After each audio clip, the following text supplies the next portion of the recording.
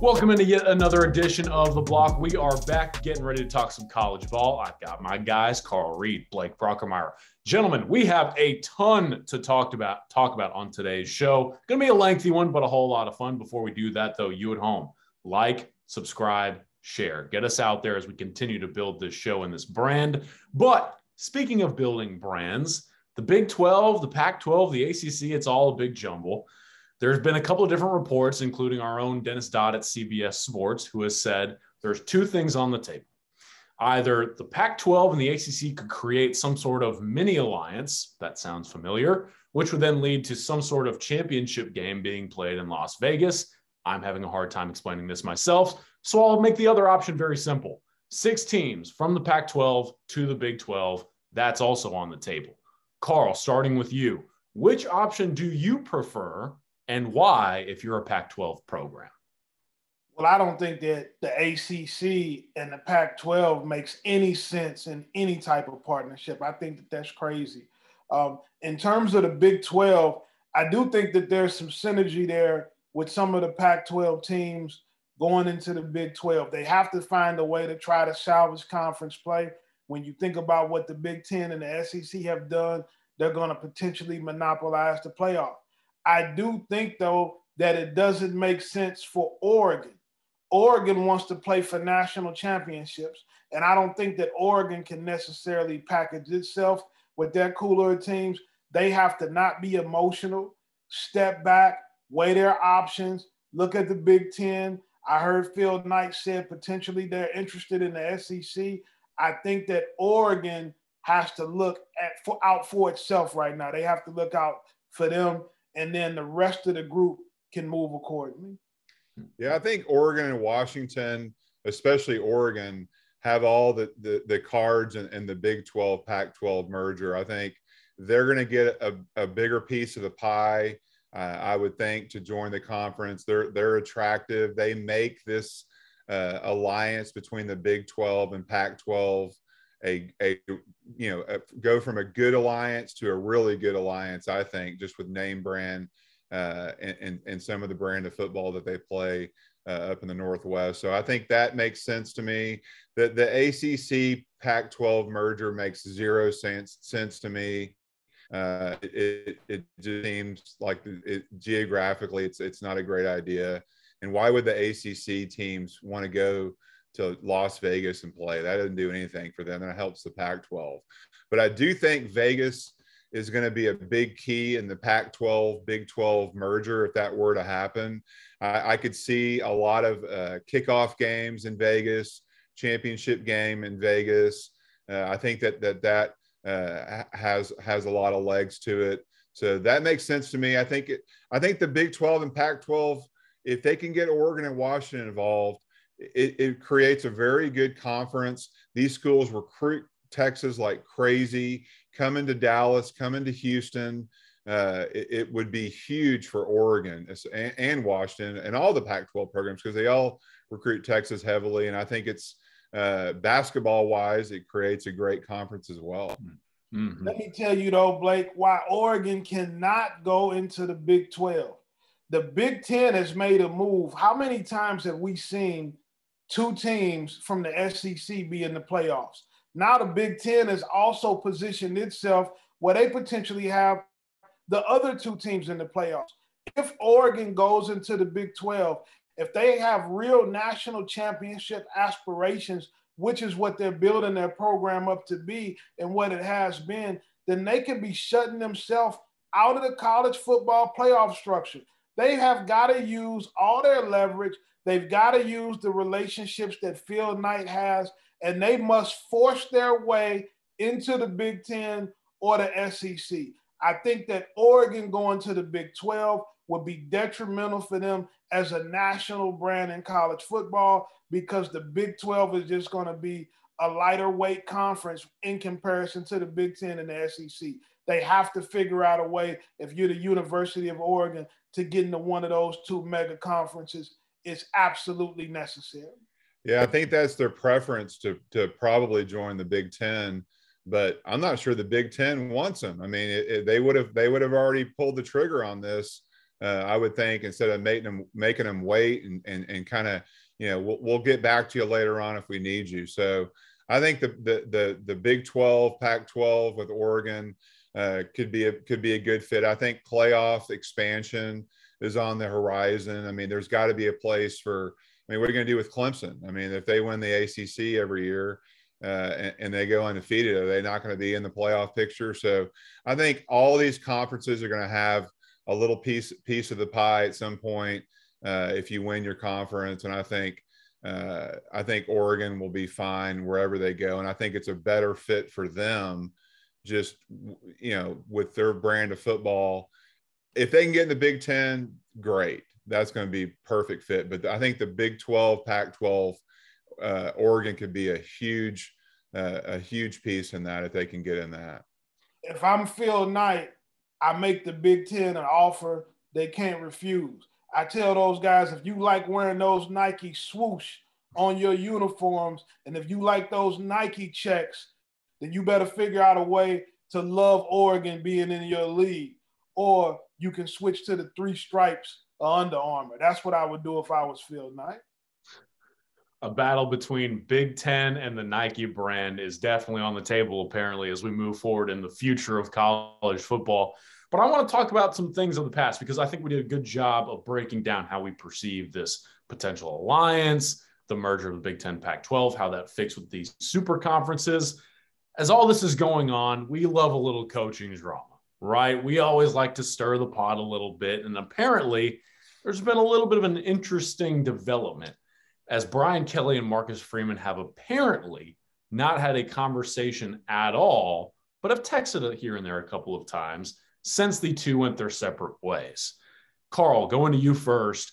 Is this weird, or is this just something that people need to know a little bit more about that happens more often than we perceive? This is no news, man. Coaches are not all friends. When I was a high school coach, my very first job at University of City High School, I hired a bunch of my buddies. We had a great time. We talked to each other all the time, but we didn't win a whole lot, Colin. When I got to Notre and we became a national powerhouse program, I don't think any of us liked each other too much. We don't talk at all, but we won a lot of damn football games, all right? So if I had to choose who I wanted to coach football with, all right, I'm going to call the guys I coached with at Luther North. But if you told me that you wanted to have a keg beer drinking contest, I'm going to bring my guys from U City. They're much more fun to be around. You don't have to be friends to win, and you don't have to get along to work with each other. They had a working relationship. Now they're in a super competitive environment. It's no surprise to me at all that Brian Kelly and Marcus Freeman aren't talking. Marcus Freeman also just beat out Brian Kelly for cornerback Christian Gray, a 4-star out of St. Louis. They were both in the end for that recruiting battle. It's just a competitive environment, and it doesn't lead for elite friendship. Yeah, you definitely don't have to be friends, but I do think it's a little bit strange. You would think there would have been at least a phone call or two along the way, but what that shows me is that Marcus Freeman doesn't want anything to do with how Brian Kelly ran Notre Dame. He wants to do his own thing. He wants to have, his hands on everything the way he wants to do it. And, whether or not they're friends or not, I have no idea. But I think it just basically shows that he's off to a fresh start doing things his way. Brian Kelly's in Louisiana doing things his way. That's a lot different than probably what Coach O did. So they're both, grown men. I'm sure they'll have a conversation at some point, but I do think it's a little bit odd that they haven't spoken at all. Every assistant coach in the country that becomes a head coach says, I'm not going to do it the way the other guy did it. I'm going to do it my way. But whatever way you do it, you better make sure that you keep winning, because Brian Kelly won, and he won a lot.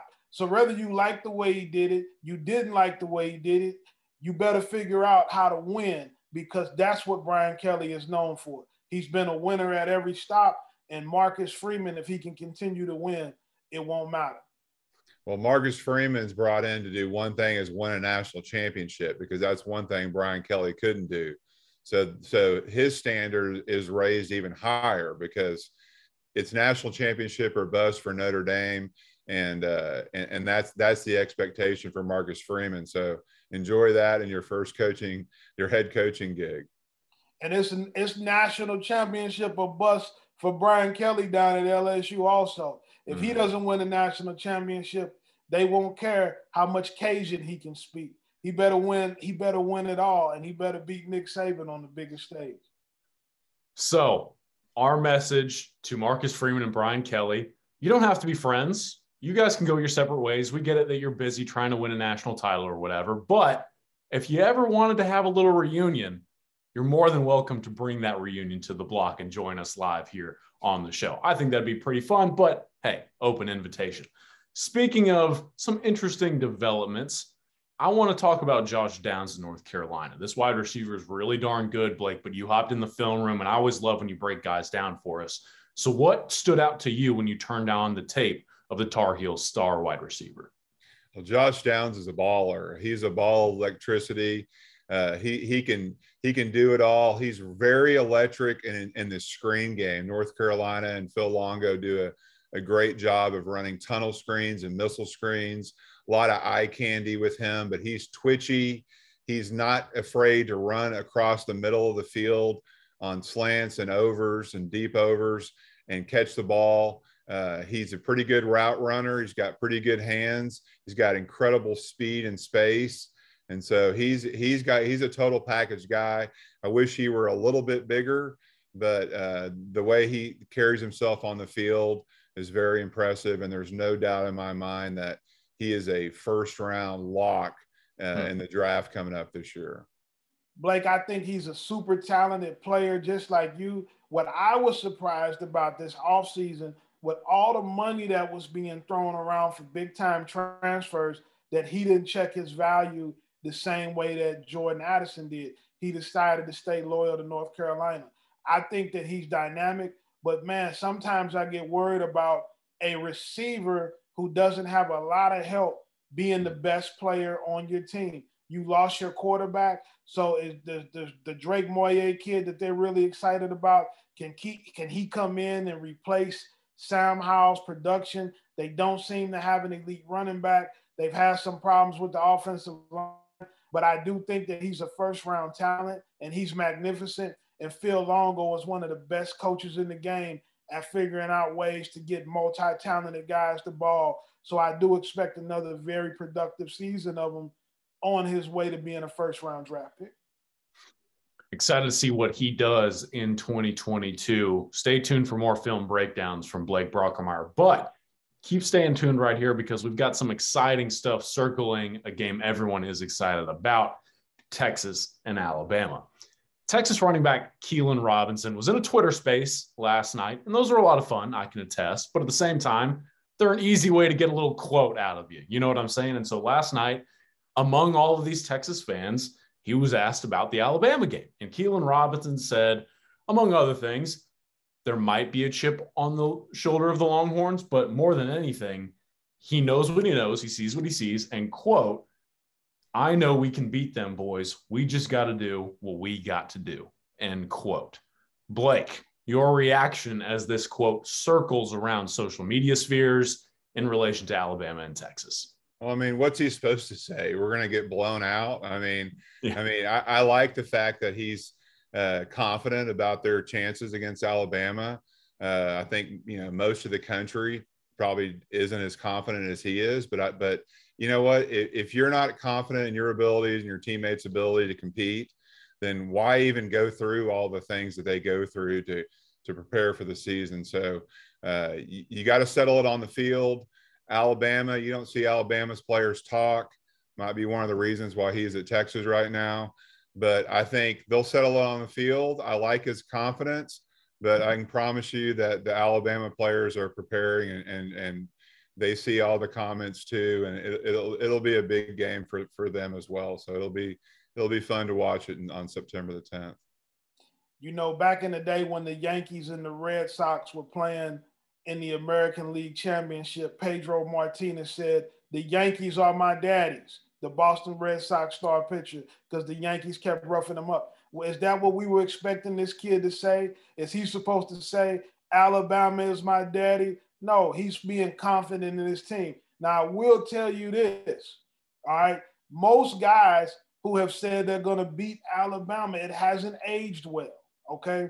There's a song that Young Jeezy put out years ago called I Put On For My City. And guys all over the country play that song when they get ready for games, and they go out there and they get blew out every single weekend. They just get the doors blown off of them. That song has created more losers than any other song in the history of sports. Guys put on for their city and they go out and they get skunked. I'd like the kid's confidence. It doesn't bode well when you play Alabama to talk a lot of trash, though. Everybody should know that. He does have the confidence of a guy who plays at Alabama, but he doesn't play for them anymore. He plays for Texas now. Look, just my 2 cents. I hate when we get stunned by actual somewhat competitive voices in college football. I hate it, but it's also like a read the room, bud. You're talking about Alabama. But hey, that's how we'll close today's show. Thanks to my guys for joining me. Thanks to you at home for watching. Like, share, subscribe, and we will see you back here, same time, same place, again tomorrow. Gentlemen, it's always fun.